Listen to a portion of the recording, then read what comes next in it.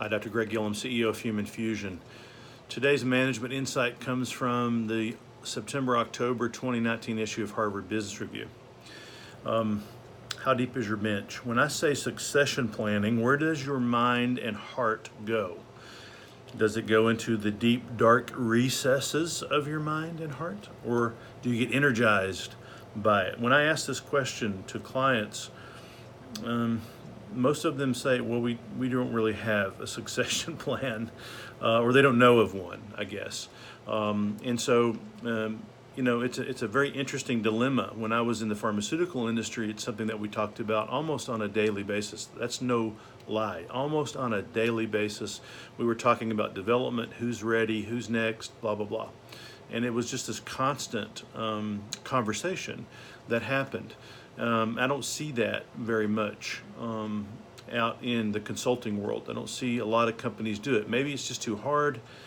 Maybe a lot of people just don't like strategic thinking. I'm not sure what's going on there. But the idea is most companies are not good at this. According to the research done on 900 C-suite executives, they asked two questions. Number one, who has a comprehensive succession plan for a particular C-suite role? So, for instance, at the bottom of that list is the CFO at 38%. So only 38% of companies have a formal succession plan for their CFO. The best, according to this survey, are CTOs, Chief Technology Officers. Where do CEOs fall?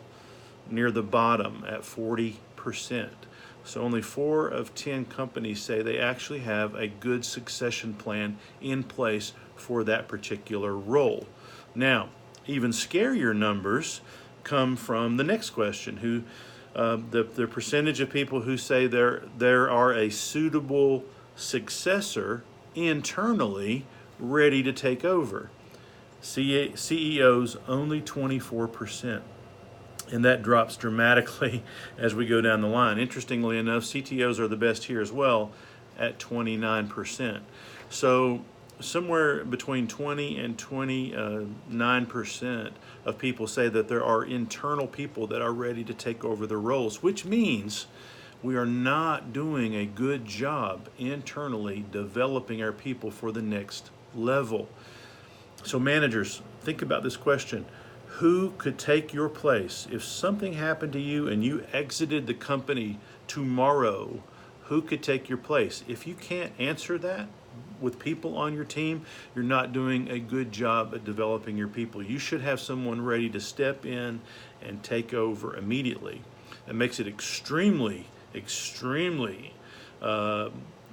valuable for you and your succession plan, because if the upper management says, hey, I can move Greg up now and there's someone to backfill him immediately, that makes you much more attractive for promotability. If you like management related concepts like this, please subscribe to Human Fusion and we'll keep you up to date on all the latest trends that are affecting management practice.